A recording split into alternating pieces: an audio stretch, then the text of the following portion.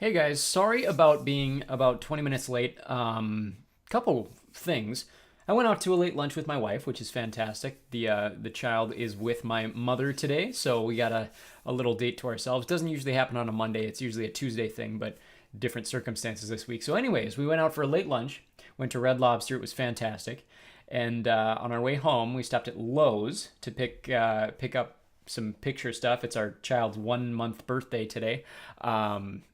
So we went to Lowe's to pick some stuff up. It took them a little time to get the stuff to the vehicle. We ordered curbside. And then on our way home, one of the roads that I would take to get home is no longer there. They have destroyed the road. And so, anyways, I had to take a really long detour. And that is, in fact, why we are 20 minutes late to this live stream. But a very short live stream in general today, anyways. It shouldn't take more than 35 minutes to 40 minutes. We're just going to take a little time talking about Black Mirror. I don't have a ton of spreadsheets on Black Mirror specifically.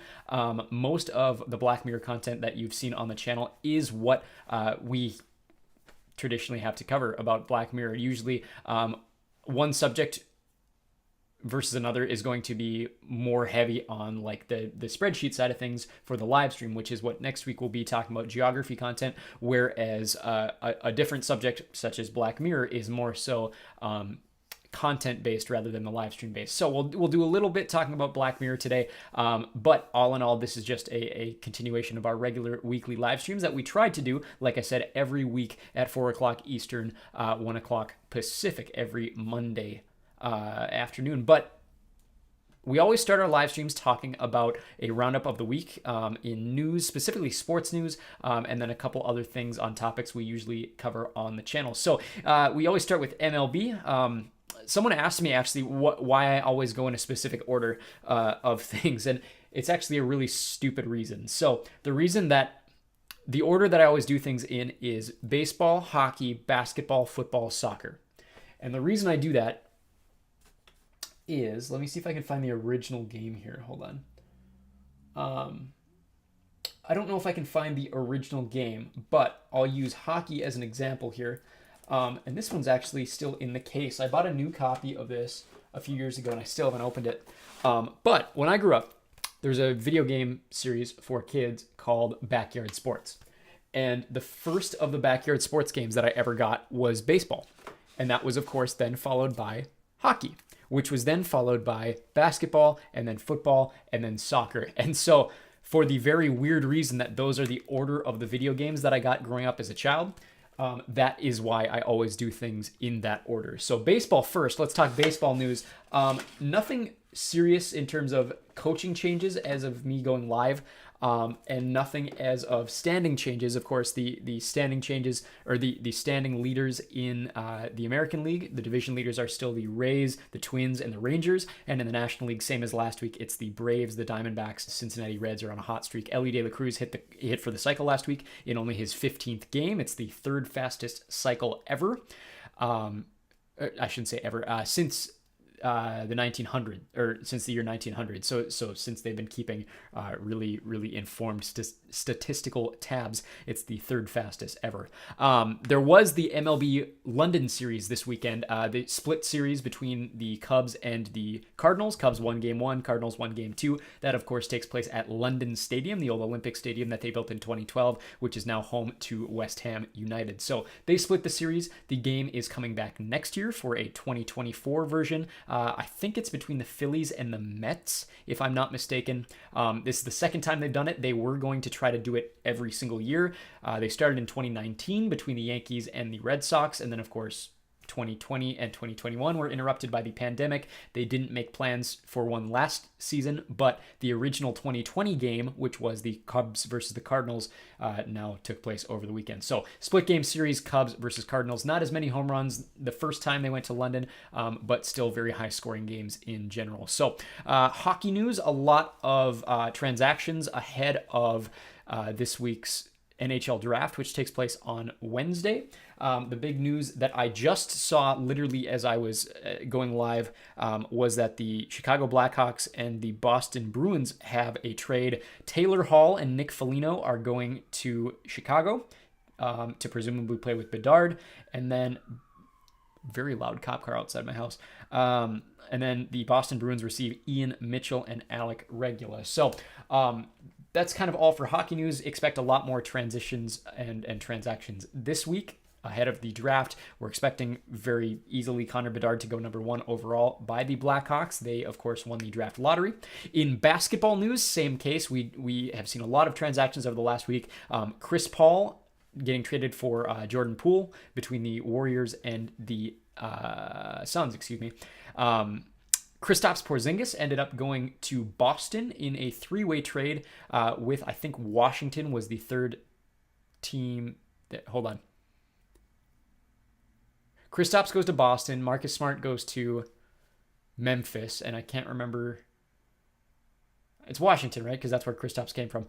Anyway, so a 3-way trade between them, and of course now the latest trade rumors or speculations are where Kyrie Irving is going to end up, of course, being a free agent in this offseason. Victor Wembanyama went number 1 overall, as we all expected, by the San Antonio Spurs. So expect to see him playing in the summer league, and we'll see how he does in comparison with a more American style of play, him with the body type that he has. So we will see that going forward. Of course, it's the 20th anniversary of the 2003 draft class, which included LeBron James as the number 1 pick, widely regarded as the greatest draft class in NBA history. So they have been celebrating that across ESPN, across basketball, across TNT, that sort of thing. Other big news, the Toronto Raptors hired a new head coach, and I can't remember. It's one of their assistant coaches. No, it's one of the Memphis Grizzlies assistant coaches. But that was the last vacancy in the NBA head coaching lineup. And their new coach is Darko Rajakovic. So he was one of the assistant coaches for Memphis for the last several seasons. I think he actually might have a title under his belt, if I'm not mistaken, as an assistant coach elsewhere. I know he was in Oklahoma City, but I can't remember where else he's been. That would have won a title. I could be wrong about that. I might just be thinking of things in my head. Football news, nothing major coming out of the NFL. A couple major injuries in the defensive secondary for the New York Jets. So we'll see how that affects the offensive side of things for the Jets this season. Of course, me being a Packer fan, I'm watching the Jets very, very cautiously just to see how Aaron Rodgers does in his new home. But in other gridiron football news, Canadian football, my BC Lions are now 3-0. They upset very much so the best team in the league, which was the Winnipeg Blue Bombers. They are currently the only 3-0 team in the East. The leaders are the Montreal Alouettes, and the Hamilton Tiger Cats are, I think, now 0-3, the worst team in Canadian football. So expect me to continue talking about Canadian football as the year goes on until we get back into the swing of college and the swing of the NFL. But otherwise, the USFL had their semifinals this weekend. Birmingham smoked for the second year straight in the Southern Division Championship. They smoked New Orleans Breakers, so they will play against the Pittsburgh Maulers, who defeated the Michigan Panthers in the Northern Division Championship. So Birmingham trying to go back-to-back for the first time in USFL history. No team has ever won 2 titles in a row, at least in the same city. And they will be playing the Pittsburgh Maulers, of course, who last year were bottom of the league. So that's it for gridiron football news. In soccer news, the big news coming out of the United States or North America today is that Bob Bradley, Toronto FC. Yes, Bob Bradley. I want to make sure I had that name right. Of course it's right, but it sounded wrong when it came out of my mouth. It's Bob Bradley, the former United States men's national team coach, was fired as the head coach or of the manager of Toronto FC. So they have replaced him with an assistant coach. In the meantime, probably interim throughout the rest of the season. Toronto very well underperforming this year. This is the third new head coach in the last 3 years. So we'll see how that goes in terms of Toronto's success. My DC United ended up with a massive upset over the best team in the MLS, that of course being FC Cincinnati. They won 3-0 at home at Audi Field. I'm very happy about that, but they still are in 9th place. I think only 26 or 29 points the last time I checked, so they will have to play a play-in game if the playoffs were to end with the standings that they currently have. Seattle is still hot. New England is still hot, and that is where things lay with the MLS. No major news that I can think of coming out of Europe, except for the fact that there are a number of transfers out of the Premier League going to Saudi Arabia. So, what's his name? The Korean gentleman from Tottenham Hotspur. Oh gosh, Son Heung-min is supposedly being transferred to Saudi Arabia. So are a number of Chelsea players are going, which that's the team that I cheer for. Chelsea FC, of course, after the last season we just had, a number of their players are transitioning out of the Premier League and going to play for some more money in Saudi Arabia, which is becoming a new major league in the world, of course, with Ronaldo and a lot of money over in the Saudi Arabian Peninsula. So that is all for real sports news. I wanted to touch on Formula One. It's the Austrian Grand Prix this weekend. There wasn't one over this past weekend. We talked about Canada last week, but the big news coming out of F1 today is that Ryan Reynolds is now how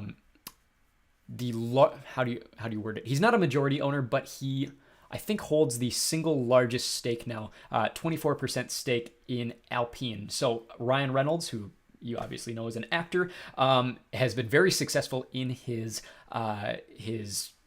financial realms in the last few years. Of course, you've probably seen the commercials for Mint Mobile, which he owns.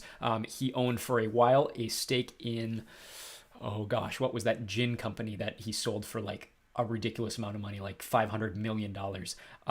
He did very well with that. And then, of course, the big one that he's known for is Wrexham, the Welsh football club that plays in the English Football League system. He is the dual owner of Wrexham AFC, which they made a kind of a docu-series, almost like I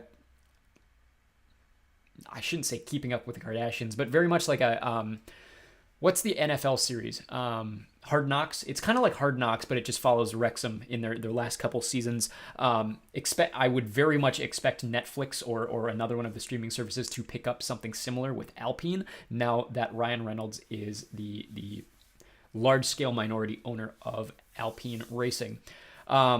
In terms of wrestling news, last night was Forbidden Door, the mutual pay-per-view, the second year in a row between AEW and New Japan Pro Wrestling. I was a little underwhelmed. It was a fantastic card. You had names like Bryan Danielson versus Kazuchika Okada, both of whom I am huge fans of. I got to see them both live at the Go Home show for Forbidden Door last year in Milwaukee, and they were phenomenal. Bryan wasn't wrestling at the time, but Okada's music hit, and it was the largest pop I've ever been a part of. Their match, I thought, underwhelmed a little bit, and part of that was Bryan's injury. It looked like he almost could have been suffering some seizures during the main event, but elsewhere, Kenny Omega lost to Will Ospreay. That was for the IWGP United States Championship. In what I think was the match of the night. A lot of other people would agree with me on that. MJF, I thought, underdelivered in his match against Hiroshi Tanahashi. Elsewhere, you saw Willow Nightingale unsuccessfully challenge Toni Storm for the Women's Championship. Jungle Boy Jack Perry turned heel. There were a lot of huge names on the card, and probably... So last year's Forbidden Door card was kind of cursed, right? Everybody was injured. CM Punk was injured. Bryan Danielson was injured. They ended up having the makeup main event between Hiroshi Tanahashi and Jon Moxley for the interim title, and it over-delivered last year. This year, I think, was the opposite problem. They had a major card with a lot of huge names on it. Zack Sabre Jr. unsuccessful in his four-way challenge for the International Championship. I think the card was too big to ever be lived up to, and that seems to be the case. Just the crowd was dead by the main event with Danielson and Okada, but that's the case when you have 15 matches on a single card. And a crowd that is exhausted, especially when you have a double lineup between two separate rosters, a Japanese roster and a an American, North American roster. It was an overstuffed show, and it didn't deliver, and the crowd was very obviously bored. I didn't think it was a bad show. I thought it was about a 6 out of 10, maybe 7 out of 10, but definitely underdeveloped, underwhelmed for the number of names and the sizable names and the matchups that they had on the card. But a lot of very cool developments coming out of AEW. This weekend, of course, is Money in the Bank, so expect me to touch on that next Monday on our live stream where we go over geography. But that is all. I don't think there's any major content news that I wanted to touch on. It was mostly sports today. So we only have one spreadsheet to go over today with Black Mirror, and I just wanted to touch on what I have here. So this is our installments sheet. We've gone over it before with various things like Doctor Who. We have Sherlock, The Office, Avatar: The Last Airbender, Game of Thrones, James Bond, Law & Order SVU, and The Crown on here. I actually might book a Crown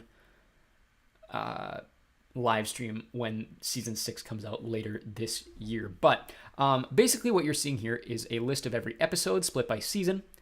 The primary lead actor, or one of the main actors, probably the biggest name that they have in the episode, and then a secondary actor there, the writer or writers, the director, the location that it takes place in. A lot of these are actually missing, just because I wanted to root them in reality, and a lot of them don't have things based in reality. This is Stentonford.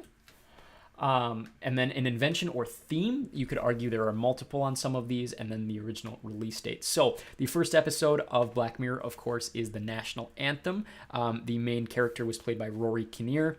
You could have argued a number of secondary actors or actresses. I put Lindsay Duncan, but that's just me being a Doctor Who fan. I know Lindsay Duncan's work super well. That episode was written by Charlie Brooker, as most episodes are, at least in part. It was directed by Otto Bathurst in his only episode in the series. It takes place in London. The main invention or theme of the episode is blackmail.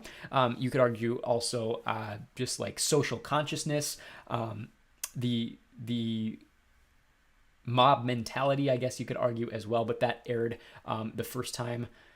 What channel? I can't remember which channel the first 2 seasons of Black Mirror actually aired on. This was before the rights were sold to Netflix, but it aired December 4th, 2011. The following week, it was followed up by 15 Million Merits. Of course, the 2 primary actors in that episode are Daniel Kaluuya, who you know as the main character from Get Out, as well as Jessica Brown Finley. It was written by Charlie Brooker and his partner Connie Huck. It was directed by Euros Lin, who only directed that episode. Unclear where it actually or specifically takes place. The main invention or the theme of the episode is mass consumerism. The release date was 12/11/11. The Entire History of You is the 3rd and final episode of season 1. The main 2 actors in that are Toby Kebbell and Jodie Whittaker. Is the only episode in the series not written at least in part by Charlie Brooker. It was written entirely by Jesse Armstrong, who you know as the primary writer and showrunner of Succession. It was directed by Brian Welsh, and I'm assuming his only episode in the series. The main invention or theme is recorded memory, or dealing with past memories, overindulgence in memory, that sort of thing, obsession with memory. It aired December 18th, 2011. A year and a quarter later, we got season 2 airing in February of 2013. We started with Be Right Back, starring Haley Atwell and Donald Gleason. Was written by Charlie Brooker, directed by Owen Harris, who also directed, I know for a fact, a number of other episodes. San Junipero, of course. Striking Vipers. Those 2. Very colorful episodes traditionally, which is kind of why it's weird that he directed Be Right Back. Be Right Back is not a very colorful episode, whereas most of his other episodes are known for more stark color contrast. The invention and theme of that episode is digital footprint and how it reflects us personally, that sort of thing. Also, grief and loss. Aired February 11th, 2013. Was followed a week later by White Bear, starring Lenora Critchlow, and Michael Smiley. Written by Charlie Brooker, directed by Carl Tibbets, who also directed White Christmas. I thought he had one more. That's it. Just White Bear and White Christmas. So the 2 White episodes. The main invention and theme is eternal torture. You could argue in comparison with forgiveness and reconciliation for past crimes, that sort of thing. Aired February 18th, 2013. Third and final episode of season 2 is The Waldo Moment, starring Daniel Rigby and Chloe Peary. Main writer in that episode is Charlie Brooker, of course, was directed by Bryn Higgins. I think that's Bryn Higgins' only episode. Takes place in the constituency of Stentonford. The invention or theme is comedic politics or cronyism. The release date is February 25th, 2013. That was followed by the one-off Christmas special, which was, until the series was actually bought by Netflix, potentially the finale to the series. It's called White Christmas. It stars John Hamm and Rafe Spall. It was written by Charlie Brooker, directed by Carl Tibbets. It has a number of inventions. Of course, it's a 3-part episode, and it was released on Christmas Day 2014. The show was then picked up by Netflix, and so from here on out, every season airs on the same day. Season 3, the first episode is Nosedive, starring Bryce Dallas Howard and Alice Eve. It was written by Charlie Brooker. I think it was also written in part by Rashida Jones. I don't know why I didn't add her in. I probably made this spreadsheet like 3 or 4 years ago, and I don't know why I wouldn't have included her. Joe Wright is the director. This is the only episode that Joe Wright has directed. But I always tell people it's like Wes Anderson in the 22nd century. It's unclear where it takes place. I want to say it's the eastern United States, but I don't want to put a specific location for it. I've always assumed that it's either Florida or the Carolinas. It could be Texas. It could be more north than that, but it's always felt to me like it's on the southeastern coast. I would have to really watch the episode in depth to see where exactly they're talking about. But the main invention or theme of the episode is social credit. Aired like every other episode on October 21st, 2016. Was followed by Playtest, starring Wyatt Russell and Hannah John Kamen, who also appeared in 15 Million Merits. Written by Charlie Brooker, directed by Dan Trachtenberg, Dan Trachtenberg you would know from other things, and I want to see what exactly you'd know him from. Dan Trachtenberg. American filmmaker. He directed Prey, which was the most recent of the Predator films. 10 Cloverfield Lane is probably the most popular movie that he has created that you'd know him from. He also directed a couple episodes, including the pilot of The Boys. More episodes of him. Yeah, his only 2 feature films are Cloverfield Lane and Prey. But he directed, where were we at here? Playtest. Takes place for the most part in London and around London. The invention and theme of the episode is augmented reality. You could argue regret, stuff like that. Followed by Shut Up and Dance, starring Alex Lothar and Jerome Flynn. Written by Charlie Brooker and William Bridges. Directed by James Watkins. I think that's his only episode that he directed. Takes place in and around England. Main invention and theme is blackmail. San Junipero doesn't have a second I in it. It's just an E. So that stars Gugu Mbatha and Mackenzie Davis. Written by Charlie Brooker, directed by Owen Harris. We already talked about him. Takes place in California. I can't remember exactly which city she mentions that she lives in at the end of the episode.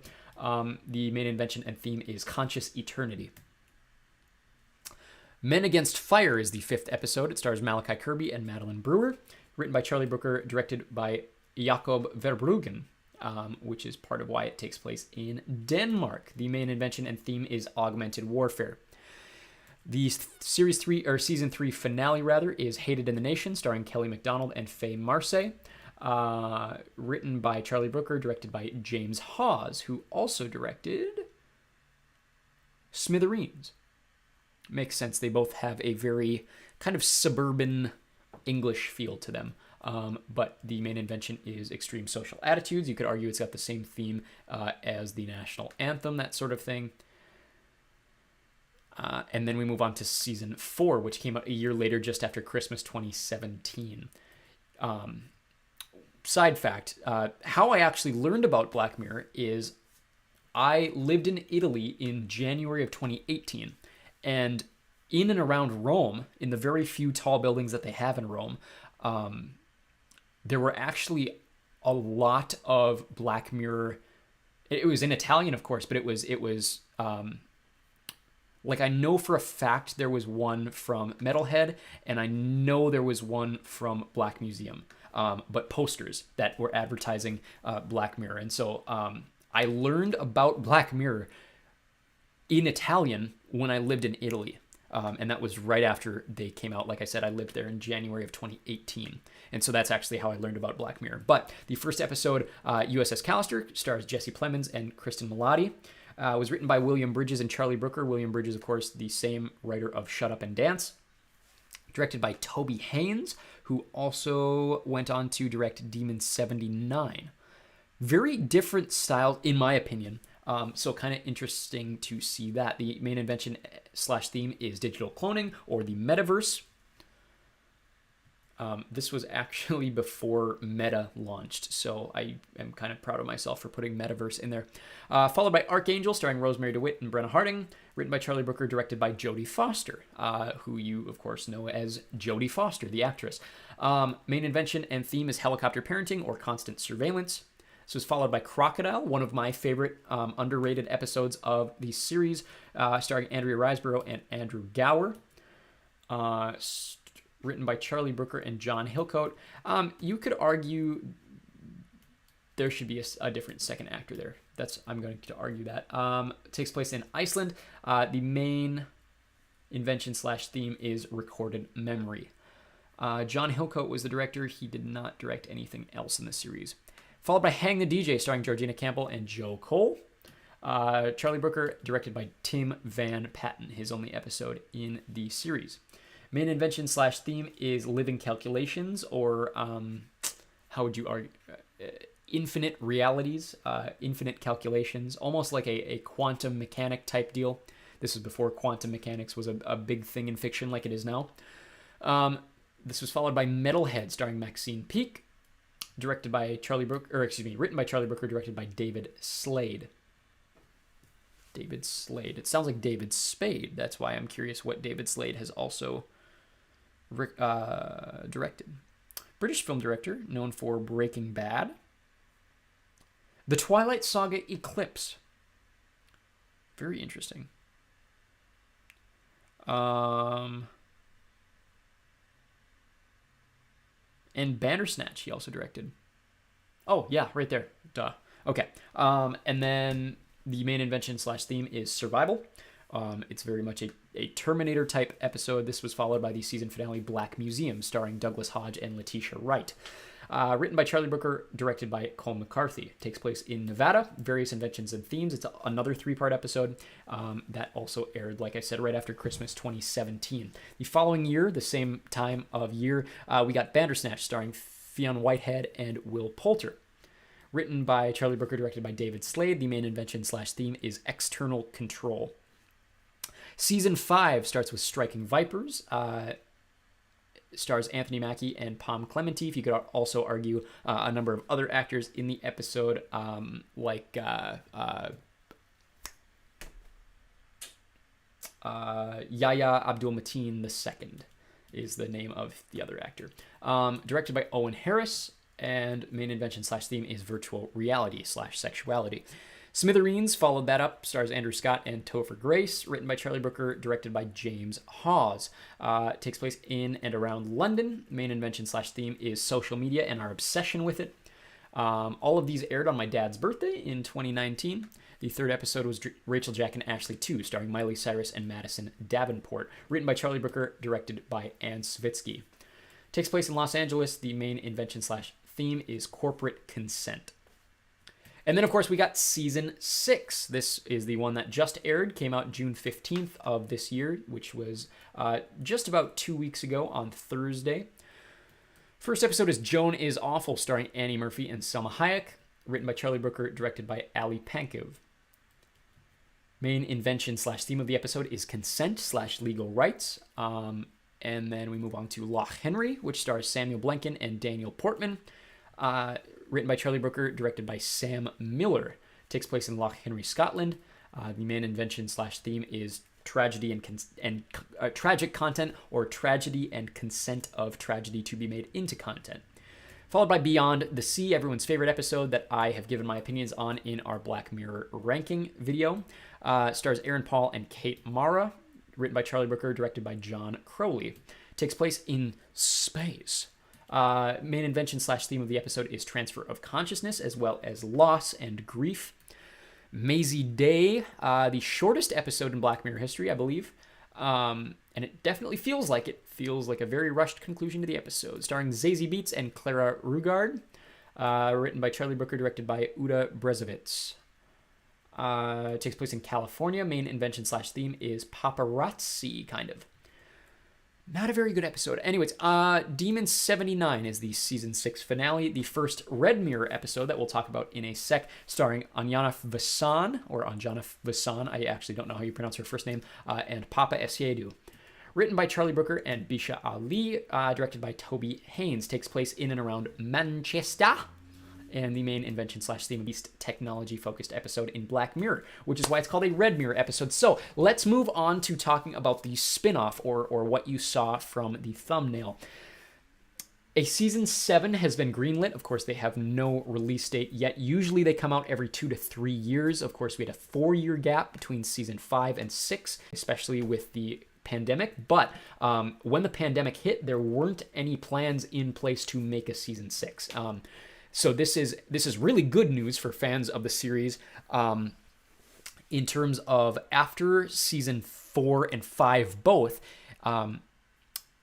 we were unsure if they were in production of more episodes, especially after season 5. And so the fact that as season 6 airs, they have already greenlit a season 7, that is good news. And we know that they're working on going into more episodes in the future. Especially after season 5, it felt like Charlie Brooker wasn't sure that he wanted to make any more Black Mirror. Now, you could argue, as I've talked about in previous videos, that Black Mirror is way different than what it used to be. It's no longer focused on technology, and this is, in fact, the case. Charlie Brooker has said himself that he is finding it difficult to come up with new concepts based on new technological concepts that can be worked into human emotional archetypes, which is how the series works, especially as an anthology series. So it plays off of traditional story archetypes about human emotions, and uses technology to get us thinking about our reactions with those archetypes and that sort of thing.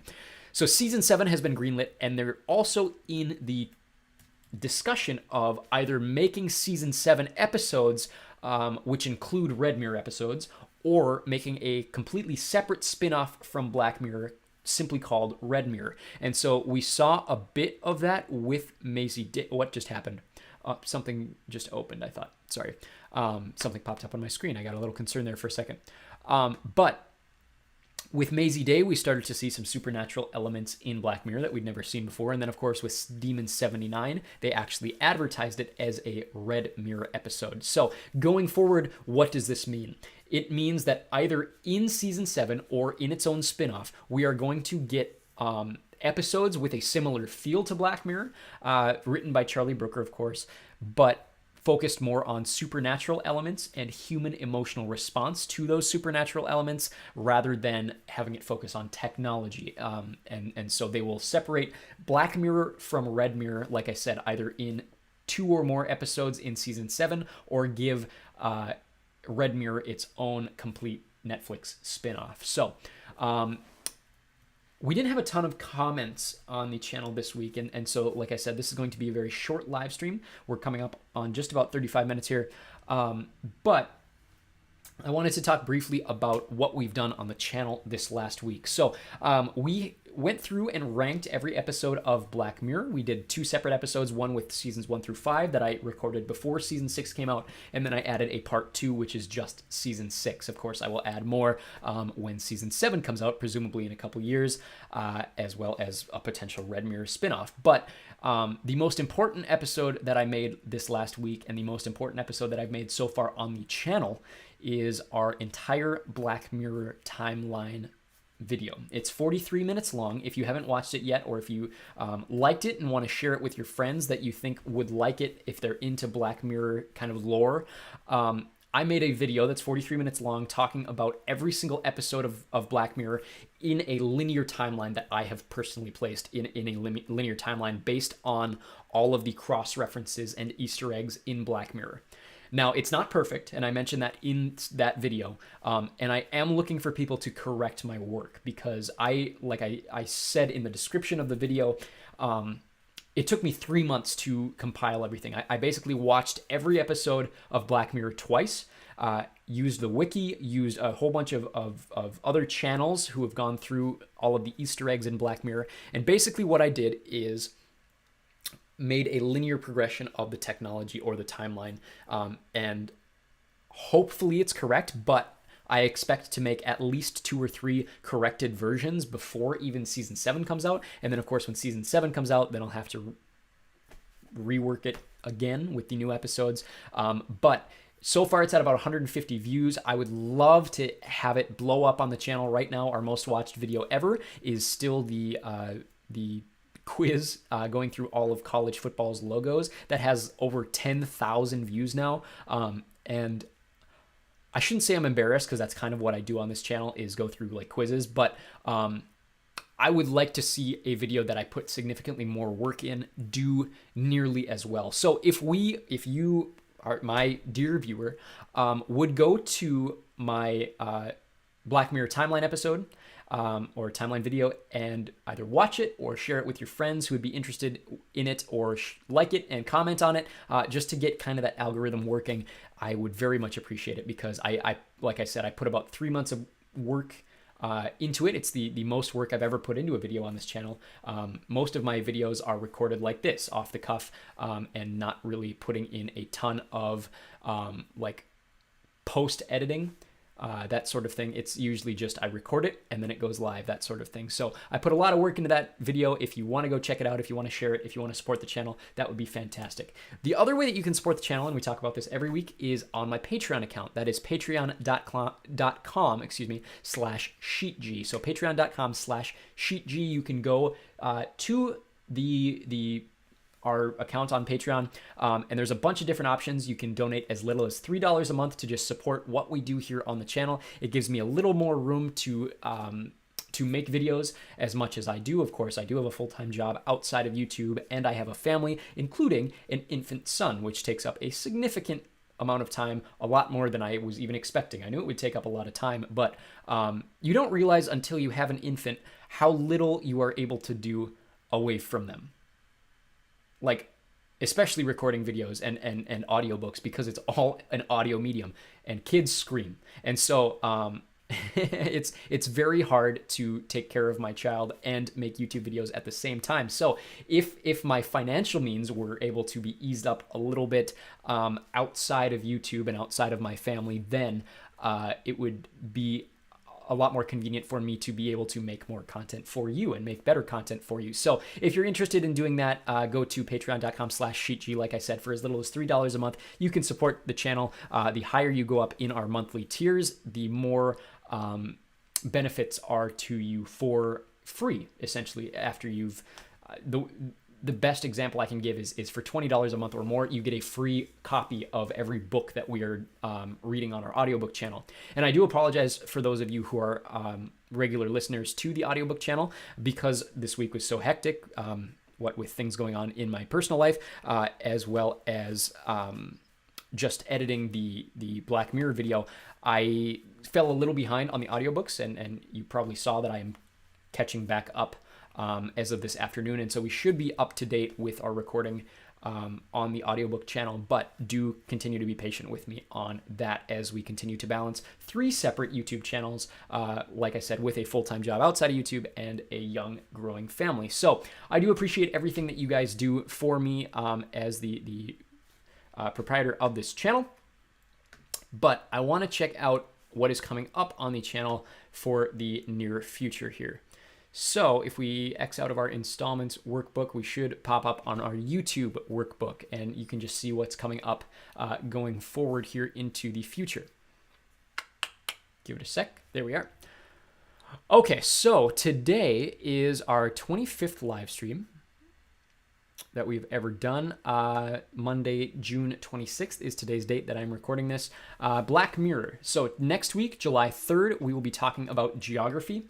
I have a bunch of different statistics of countries and statistics of various things having to do with physical geography, political geography, that sort of thing. And we will go through that to next week, but we will start geography content tomorrow. One video that's coming out this week is me naming every flag. So a flags quiz. So that should be really fun. Hope to get more people new to this channel following along with that. The following week, we'll be talking about the MLB All-Star Game with baseball and a potential rumor that the Tampa Bay Rays are looking at Nashville as a new home. That will be followed by architecture content. We'll do kind of something similar to geography, but based around architecture. And then we will be going to Percy Jackson, followed by racing, another Formula One live stream, and then a wrestling live stream ahead of SummerSlam. So that's what's coming up on the channel. Of course, on Echo Worm, our audiobook channel, we continue the Chronicles of Narnia, The Horse and His Boy. It's a book I've only read once, and I'm not going to lie to you, reading it is kind of tough. It's not one of the more easy reading books in the Narnia series. They on purpose. So it takes place in Narnia, basically between the penultimate chapter and the last chapter of Lion, the Witch, and the Wardrobe. And it takes place a lot in royal courts. And so there's a lot of large, flamboyant language for no reason other than C.S. Lewis wanted to point out how obnoxious people sound when they talk like that. And so reading specifically, reading out loud specifically, The Horse and His Boy is a very hard book for me to get through. But we should finish it up by this weekend, specifically by Friday, by Saturday. And then on Sunday, we move on to Percy Jackson and the Olympians, the third book in that series called The Titan's Curse. So stay tuned for that. Like I said, we should be caught up on that channel. I'm still working on catching up on the kids book channel. I'm working on book 14 of Magic Treehouse called Day of the Dragon King. That should be coming out sometime this week alongside book 15 as well. So stay tuned for that. That being said, that's all I got for the live stream this week. Like I said, it would be a pretty quick one. Next week should be a little longer of a live stream, but a little less intense content. We'll just be going through a bunch of quizzes. Stay tuned for that flags quiz. I'm really excited for that one because I kind of choked it. But that is geography. Next week, that's all for Black Mirror. We are going to revisit this topic next summer, so take a bit of a break. I think I'm Black Mirrored out right now, especially after that video, which took me 4 hours to record the audio for because I'm really bad at reading a script. But that being said, thank you guys very much. I appreciate it. We're at 90 subscribers as of today. I'm hoping by next week we will be in those triple digits and continue to grow the channel. This is more than I ever could have asked for when I started this channel 25 weeks ago. So stay tuned for more. I really appreciate it. Have a great week, everybody. We'll hope to see you very, very soon.